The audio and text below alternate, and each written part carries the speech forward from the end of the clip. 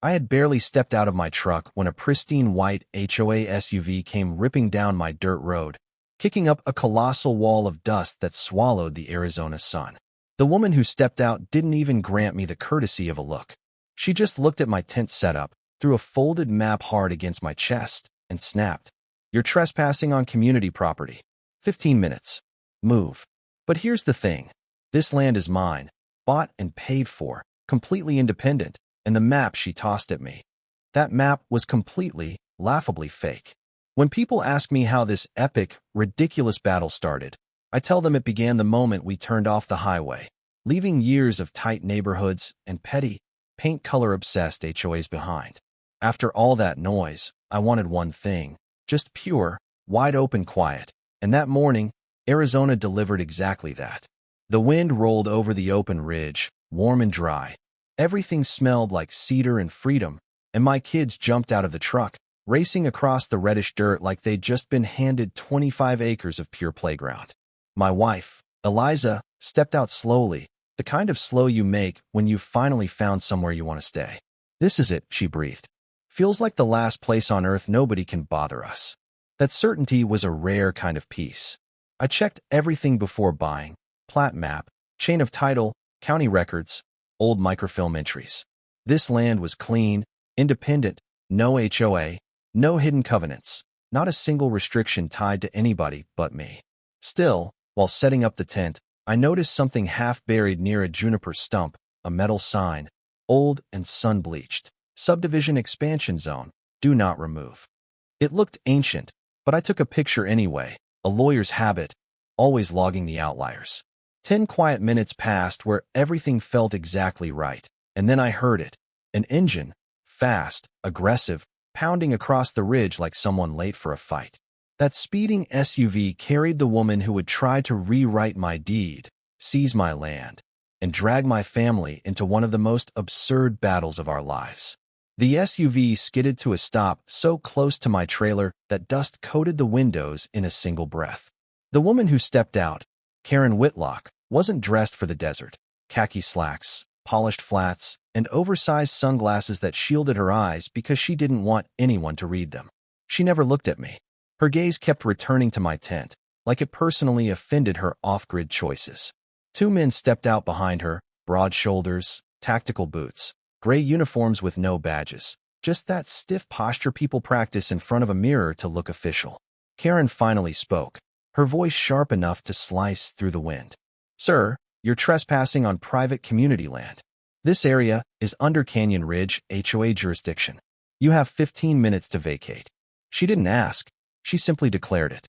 I took a deep breath, walked to my truck, and calmly retrieved the folder I kept there. My plat map, deed, chain of title, every legal document tied to the land. "Ma'am, I think there's a misunderstanding. This parcel is private and independent. It's not inside any HOA boundary. All of that's in here." She didn't even look at me. She snatched the folder, skimmed it for half a second like scrolling past spam, and then tossed it back at my chest, hard. The papers fanned out into the dirt. Eliza gasped softly behind me. "You brought the wrong documents," Karen said flatly. "Your land falls within our phase for expansion zone. That makes it community property. You can argue with the board later. Phase for expansion zone." The same words from that faded metal sign. Her timing was too perfect to be coincidence. I slowly crouched to gather the papers, brushing off the dust one sheet at a time, letting the silence build. "Ma'am," I said, as evenly as possible, "your HOA map is incorrect. This parcel doesn't belong to you or your community." She raised one eyebrow above her sunglasses. "A map is only as true as the signatures that approve it." Then she snapped her fingers at the 2 security men. "Remove the unauthorized equipment." The larger guard stepped toward my generator and started to drag it away as if it was a misplaced shopping cart. The other began closing the distance toward me, posture squared, hand drifting toward the baton clipped to his hip. Eliza took a small step back, pulling the kids behind her. That did it. I raised my hand. "Stop. Touch any of my property again, and you'll be the one explaining things to the sheriff." The guard smirked like he'd been waiting for an excuse. He stepped toward me again. Too close, too fast, too aggressive. I could feel that old military instinct rise in my chest. Not fear, not anger, just clarity. I wasn't about to give them ammunition to twist the story. I simply stepped back, opened my truck door, and pointed at the dash cam blinking red. "You're being recorded," I said. "Every second of this. Walk away." The smirk vanished. Karen stiffened, realizing she might have miscalculated the optics. The desert wind shifted, but it was too late for her to retreat with dignity. "Fine, call whoever you want. You're still leaving. This land belongs to Canyon Ridge." I didn't yell. I didn't argue. I simply said, "Then call the sheriff. We'll sort it out right here." She didn't expect that. Her mouth tightened into a thin line. She spun on her heel, stormed back to the SUV, and slammed the door hard. My kids whispered, "Dad, who is that lady?" I looked toward the ridge road where the SUV had gone. "That," I said, "is someone who thinks she owns the whole world." The battle wasn't over. The other guards started closing the distance again, testing boundaries. I lifted both hands. "Don't take another step." He took one anyway. 10 years of muscle memory took over. He lunged to grab my arm in a control hold, a classic move meant to provoke aggression. I didn't counterstrike. I simply rotated my wrist, stepping to the side, guiding his momentum past me, a basic joint turn that uses a person's force against themselves. He stumbled forward, and I placed one hand between his shoulder blades, just steadying him so he wouldn't faceplant in the dirt. "Easy," I said quietly. "Walk away." Embarrassment hit him harder than any punch could. Behind him, I subtly turned so the small GoPro strapped to my shoulder caught both of them. "Both of you are being recorded," I repeated. "You touch me again, that's on you." A few minutes later, a real cruiser appeared on the horizon, blue and red lights reflected off the ridge. The Navajo County Sheriff's deputy pulled in, calm, almost bored. Karen rolled her window down, face flushed with indignation. "Officer," she snapped, "this man is trespassing on HOA land, resisting removal, and physically assaulted my security team." The deputy looked at her, then at the two guards who were suddenly very interested in their boots. Then he looked at me. "You got paperwork?" I handed him the folder. He flipped through it, slow, careful, the kind of careful that only comes from a man who's tired of HOA disputes. After a long moment, he closed the folder gently and handed it back. "This parcel isn't in your jurisdiction, ma'am. Not by a mile. Your men were trespassing, and one of them attempted physical contact. That's assault." Karen's mouth fell open. The deputy reached for his cuffs. "Sir," he said to the guard who grabbed me, "turn around." And right there, on my first morning on my land, the balance of power shifted. The HOA had made their opening move. But now the law had seen the truth, and the battle officially began.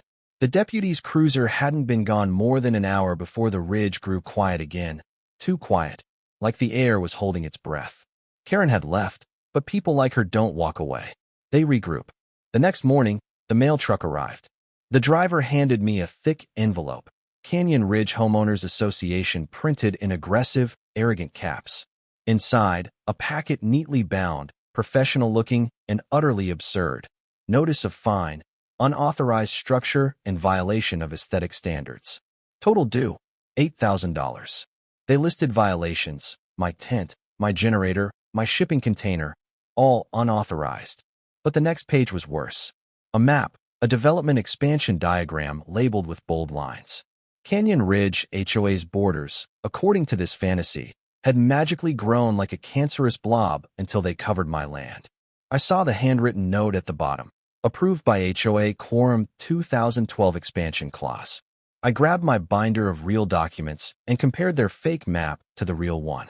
The difference was like comparing a real dollar bill to Monopoly money. Their lines didn't match county parcels, recorded easements, or anything in reality. This wasn't a mistake. They were trying to rewrite the land on paper. I called an old friend, Mark Hale, who works at the county recorder's office. I scanned every page and sent it off. 5 minutes later, he called back, his voice lower, heavier. "Hey, you might want to brace yourself. That map doesn't match anything we have on file. Someone made this from scratch. And the seal on page 3, that's a county seal we retired 12 years ago." That was all I needed to hear. This wasn't just harassment, it was criminal. By sunrise, I drove to the Navajo County Recorder's office. Mark opened my binder, flipped through the evidence, and his jaw dropped at the phony seal. "That alone is a felony," he murmured. I leaned in and lowered my voice. "Mark, That's not the worst part. Karen and her board have been selling exclusive access leases to parcels along the northeast ridge that they don't own. Mark straightened so fast his chair squeaked. Say that again. BLM land. Federal property. That's exactly what I'm telling you. They've been profiting off federal land, passing it off as their own. Mark rubbed his face with both hands. That's not just fraud. That's a federal offense. They're done. They are absolutely spectacularly done. He immediately called the assistant DA and the land use investigator. You've officially triggered a real estate fraud review, he told me. Karen, however, was a storm that didn't know how to stop. 2 evenings later, things escalated again with a quieter but uglier punch. A flyer showed up in the neighbor's mailbox. Unregulated squatter camp threatens Canyon Ridge safety. Below it, deliberate slander, illegal well drilling, livestock without permits, off-grid biohazard activity. Then came the buzzing. A drone hovered over my property, trying to peer into the tent. They were building a narrative, a file, their version of truth, and if we didn't document everything better than they did, we were in trouble. I acted immediately. I installed 3 trail cameras, high-resolution, motion-triggered, along every approach. I posted new signs, too. Private property, 24/7 video surveillance. Trespassers will be prosecuted. Bright, undeniable, and most importantly, indisputable. The very next night, close to 2 a.m., a trail cam pinged my phone. 2 security men were walking my boundary line on my land. I watched the recording later. One of them unzipped and urinated in the dirt right there. A petty, deliberate message. I downloaded the footage, adding it to the growing list. Harassment, trespass, unlawful surveillance. By dawn, I'd sent everything. The flyers, the drone footage, the midnight trespass, to Mark and the assistant DA. Mark texted back a single line. Good. Keep collecting. They're hanging themselves. 3 days later, Karen made her most theatrical move yet. Early morning, I walked over and stopped dead in my tracks. Just 30 feet outside our fence line was a freshly installed kiosk, Canyon Ridge East Annex Information Center. It wasn't just a kiosk, it was a statement. We own this place. We control this narrative. Inside were glossy flyers, unsafe living conditions, biohazard warning, and a QR code linking to a smear website titled The Truth About the West Family, filled with outrageous claims and zoomed-in surveillance shots of my wife and kids. They're watching our kids, putting our children on flyers. I was documenting when Erin Black, a reporter with the Arizona Regional Gazette, pulled up. She'd been tipped off. I walked her through everything. The fake map, the fines, the BLM land issue. This isn't a boundary issue, she said. This is a public interest story. 2 days later, the story went live. Rogue HOA builds unauthorized annex, targets private landowner. The kiosk turned into a spectacle, and the pressure on Karen became immense. She doubled down. A final envelope appeared at our tent, delivered by hand by Karen herself, recognizable by her uneven step from her ankle injury. Inside, a single page, final warning. Failure to comply with HOA directives. Another parcel integration plan stamped with a blurry, lopsided seal, another forgery. Desperation leaves fingerprints without needing hands. I realized something fundamental. Karen wasn't the storm anymore. She was the one caught in it. The next morning, before the sunlight fully broke over the canyon wall, I pulled out my old surveying equipment. The time for evidence collection was over. It was time to build an unarguable truth. I went step by step along the boundary, driving in military-grade steel posts, sinking them deep in concrete. You couldn't pull them out with a truck. On each post, I mounted a weatherproof board, laminated with the real county parcel map, GIS satellite overlay, and zoning code. At the top, in bold letters, private property, not subject to HOA authority. Below it, the cold warning. False claims will be prosecuted under RS Title 13, Chapter 10. Karen's SUV rolled in slow that afternoon. She stared at the first boundary board for a long time. She got back in the SUV without a word. The line I drew wasn't just physical. It was legal, and for the first time, Karen looked genuinely unsure of herself. That evening, I assembled everything into a massive digital binder, a case file. The prosecutor later held my evidence side by side with Karen's ridiculous map and laughed quietly. "This isn't a civil issue," he said. This is organized fraud. He initiated a formal investigation. The subpoena landed hard, forcing the HOA to produce every financial ledger, board email, and contract. We set up a folding table under the tent lantern and started sorting through 4 enormous boxes of documents. We quickly found the rot. The $400 monthly retainer paid to a security company registered at Karen's brother-in-law's garage, laundered HOA dues. At the bottom of one box, we found a beige USB drive. We plugged it in. Inside, a folder labeled Expansion Plans. My land appeared on a PDF as Phase 2 Priority Integration, highlighted in yellow. But none of that compared to the email chain dated just before Karen first drove onto my land. My attorney, Mark Hale, read the line slowly, word by word. We will exhaust him legally, financially, socially until he abandons the parcel or agrees to integrate. During Karen's deposition, the moment Mark read that email aloud, the temperature in the room changed. Karen sat stiff, pretending confidence. But when the words came out, "We will exhaust him," her face cracked. She had no script, no excuse, no way out. This wasn't my fight anymore. It had become a reckoning. 3 days after the deposition, I got a phone call. It was David Granger, a 70-year-old man who lived nearby. He invited himself over. He didn't come alone. He arrived with his wife, Margaret, and his son, Will. Margaret laid a folder on my table. Inside, a lease agreement, a payment receipt, and a letter from the Canyon Ridge HOA signed by Karen Whitlock. The amount, $30,000. "That was my retirement fund," David whispered. "We paid the HOA because they told us that lot was protected land. We thought we were buying a quiet place." I opened the map. "Mr. Granger," I said softly, "this land you paid for, it's federal. Bureau of Land Management. The HOA never owned it. They were victims of a predatory scheme, paying fees for land the HOA invented." David shook my hand, his voice trembling. "I can't get back my $30,000, but if you can get justice, that's worth something, too." Margaret placed a note on the table. "She lied to us. Don't let her lie to anyone else." This wasn't just a property line dispute. It was the kind of rot that spreads. The final scene took place in the courthouse in Holbrook. We filled the plaintiff's table with 4 enormous binders, GIS overlays, and notarized affidavits. Judge Robert Langston looked at our mountain of evidence. He looked at Karen's sad, single folder. "Is this really all you brought?" he asked her lawyer. We started with the forged parcel maps. Judge Langston examined Karen's fake map, pointing to the sections that included BLM land, a drainage corridor, and private parcels never under HOA jurisdiction. "You cannot project fraud into existence," he stated. Then came the most damning moment. Judge Langston adjusted his glasses and read aloud the core of the email. "We will exhaust him legally, financially, socially until he abandons the parcel or agrees to integrate." He looked up at Karen.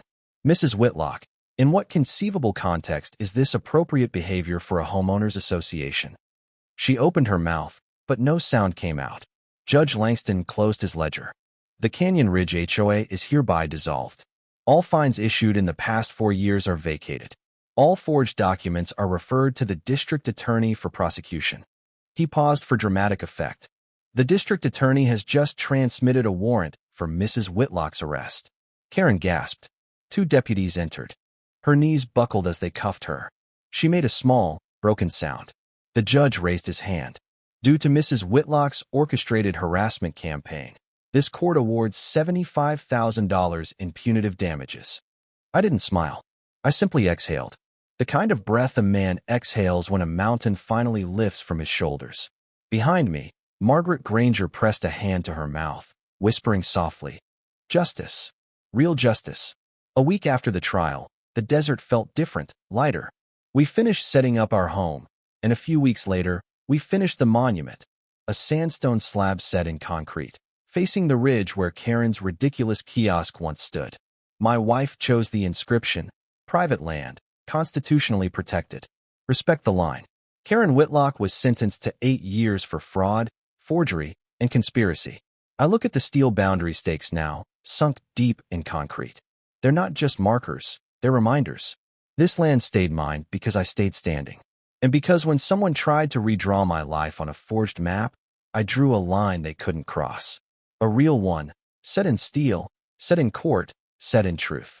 So what do you think? Was 8 years enough for the organized fraud Karen orchestrated, especially against people like the Grangers?